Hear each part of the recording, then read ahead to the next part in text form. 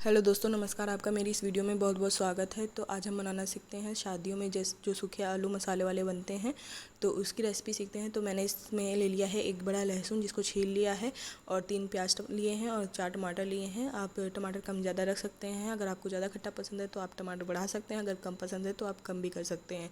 और इधर मैंने नाश्ता सभी का लगा दिया है, चाय। और मैंने आज बनाए थे नाश्ते में काले वाले चने, जिनको एक बॉईल करने के बाद सीटी लगवाई थी कुकर में। उसके बाद में बस हल्का सा तेल डाल करके, जीरा डाल करके तड़का लगा दिया था। अपने टमाटर और प्याज को मैंने छोटे पीसेस में काट लिया है, और अपनी आलू को छील कर काट करके रख दिया था। थोड़ा हल्का सा ठंडी होने के बाद में मैंने इन्हें तोड़ लिया है। आप चाहे तो चाकू से काट सकते हैं, जैसे आप सब्जी के लिए आलू काटते हैं, बड़े छोटे कई भी पीसेस कर सकते हैं। और इधर मैंने कढ़ाई चढ़ा दी है। कढ़ाई में डाल दिया है सरसों का तेल, और सरसों में के तेल जैसे ही गर्म हुआ अच्छे से, तो उसमें हम डाल देंगे 3-4 तेज पत्ते। आप चाहें तो और भी खड़े मसालों का यूज़ कर सकते हैं, जैसे कि हल्का सा जीरा और काली मिर्च 2-3, और आप वो लकड़ी जो दालचीनी होती है छोटी सी, आधी इंच के आसपास, उसका भी यूज़ कर सकते हैं।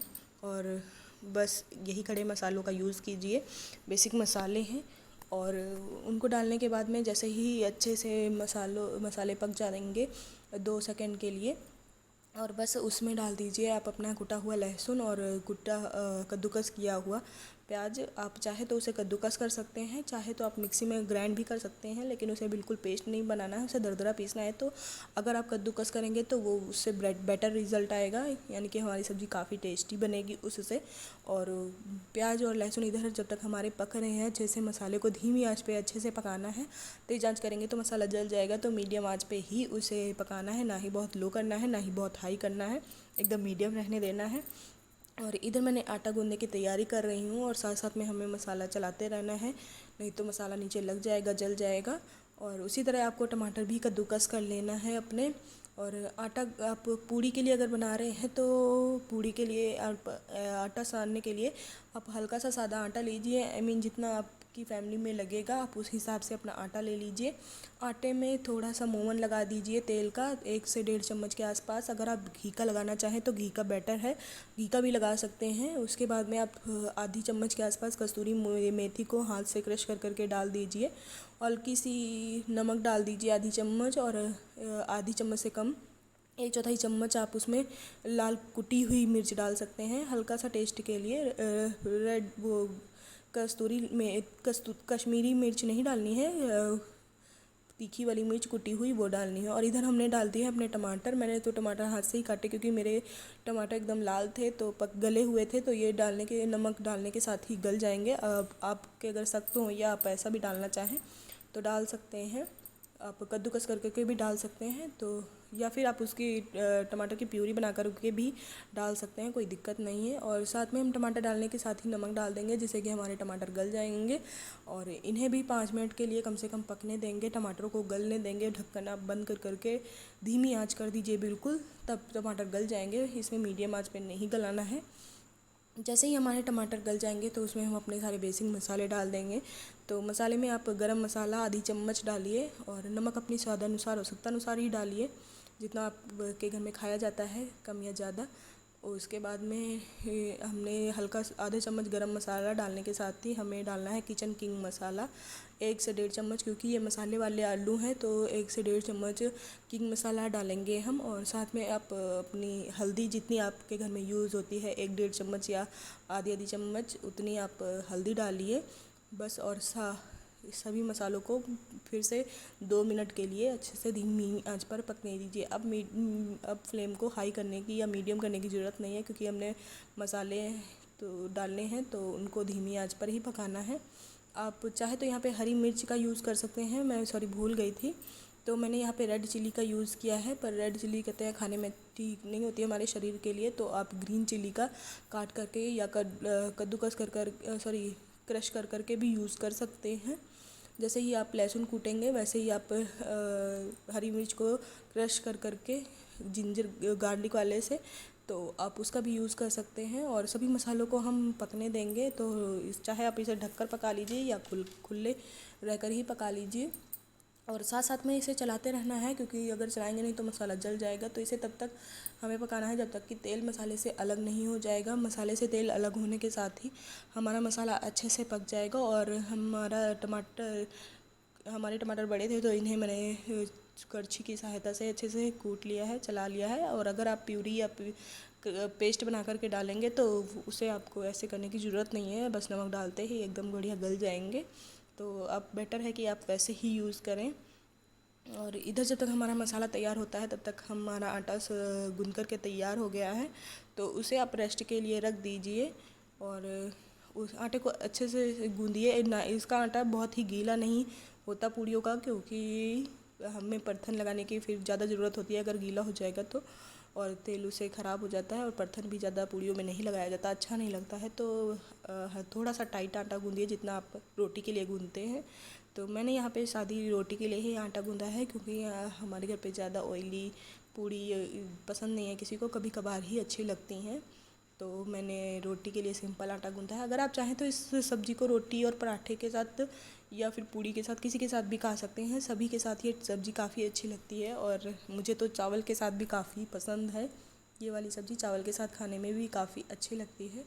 तो आप मसालों का और अपने नमक का अच्छे से ख्याल रखिए, क्योंकि जब सब्ज़ी तीखी और चटपटी मसाले वाली बनती है तो खाने में अलग ही लगती है, उसका स्वाद ही डिफरेंट होता है खाने में। तो ये खाने में बहुत टेस्टी लगती है। तो आप एक बार बना कर के ज़रूर देखिएगा।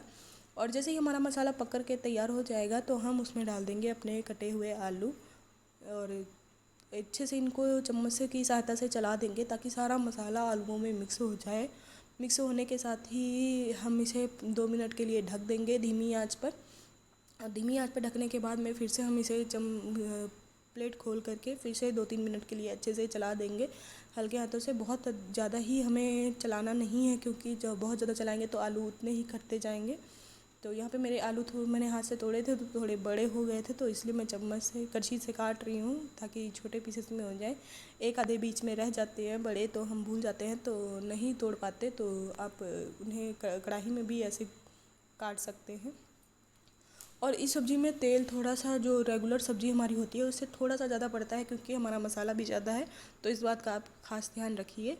और इधर हम तोड़ लेते हैं अपनी धनिया उसमें डालने के लिए। तो हमने धनिया घर पे ही उगाई हुई है और घर पे उगाई हुई धनिया का टेस्ट और स्वाद ही अलग होता है। अगर आप बाज़ार से धनिया लाते हैं तो उसको देखिए और घर की धनिया को देखिए, तो घर की धनिया का टेस्ट ही अलग होता है। और यहाँ पे आ गई थी एक प्यारी सी नन्ही सी चिड़िया।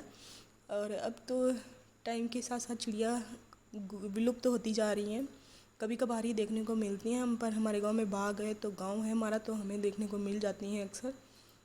धनिया को लाने के बाद में मैंने अच्छे से उनको धुल करके और अच्छे से धनिया को काट लिया है। काटने के बाद में हम इसे सब्ज़ी में डाल देंगे। सब्ज़ी को पके हुए हमारे 10 मिनट हो गए हैं। हमने धीमी आंच पे ही पकाया है, क्योंकि हमारे आलू ऑलरेडी बॉयल हैं और मसाले भी हमने अच्छी तरीके से पका लिए हैं 15-20 मिनट। तो अब बस धनिया को डाल देंगे। धनिया को डाल करके हम 2 मिनट चला करके अच्छे से, ताकि धनिया पूरी सब्ज़ी में मिक्स हो जाए। और बस हम इसे फिर 2 मिनट के लिए ढक लेंगे ताकि धनिया का टेस्ट पूरी सब्ज़ी में फैल जाए। और 2 मिनट ढकने के बाद में फिर सब्ज़ी के फ्लेम को बंद कर देंगे। तो इधर मैं रोटियां अपनी सेक लेती हूँ। तो कभी कभी क्या होता है कि हमारी रोटियां काफ़ी अच्छी बन जाती हैं, हद से ज़्यादा। और आपने अक्सर भी देखा होगा कि जब भी हम कभी रोटी बनाते हैं और खुद की तारीफ़ करते हैं तो अगले दिन से हमारी रोटी, या उसी टाइम अगर हम बोले तो हमारी रोटी फूलती नहीं है। तो ऐसा पता नहीं क्यों होता है, पर ऐसा होता है। मैंने भी कई बार ट्राई किया है। तो यहाँ पे मैंने रोटियां बनाई हैं। तो रोटियां बनानी मैंने तो ससुराल में ही सीखी थी, क्योंकि मायके में मैंने सिर्फ दाल चावल या सब्जी पूड़ी ऐसा कुछ कभी कभार ही बना देती थी, बाकी तो खाना मम्मी ही बनाते थे। पर ससुराल में तो बनाना ही पड़ता है। तो ससुराल में जब मैं आई थी तो फिर मेरी सासू माँ ने रोटियां बनाना सिखाई थी। तो इस पर यहाँ पे थोड़ी सी मोटी रोटी खाई जाती थी, पर पंजाब में बिल्कुल पतली जैसे फुल्का वाली होती है तो वैसी रोटी बनती थी। तो मैंने मम्मी से सीखी एकदम बढ़िया पतली रोटी बनाना। तो ये फुल्का हमारा फूल गया है, और जब भी रोटी फूलती है तो कितना अच्छा लगता है खुद को कि हमें भी अच्छी रोटी बनानी आ गई है। तो रोटियों पे कभी और चर्चा करेंगे। तो अभी हमारी रोटी सारी बनकर के तैयार है, तो अब हम इसकी प्लेटिंग कर देते हैं। तो मैंने थाली में निकाल ली है सब्ज़ी अपनी, जो हमने सूखी सब्ज़ी बनाई थी, और साथ में ही हमने रोटियां बनाई हैं। तो रोटियां, और अगर आपने पूड़ियाँ बनाई हैं तो आप पूड़ियाँ ज़रूर ट्राई कीजिएगा। और आप चाहें तो सब्ज़ी में थोड़ा सा चम्मच, आधी चम्मच कसूरी मेथी भी डाल सकते हैं, उससे भी सब्ज़ी में काफ़ी अच्छा टेस्ट आता है धनिए के साथ साथ। और हमने अपनी पूड़ियाँ रख लीजिए आप अपनी प्लेट में, और आप चाहे तो रोटी रखिए, जो भी आपका मन है वो बनाइए।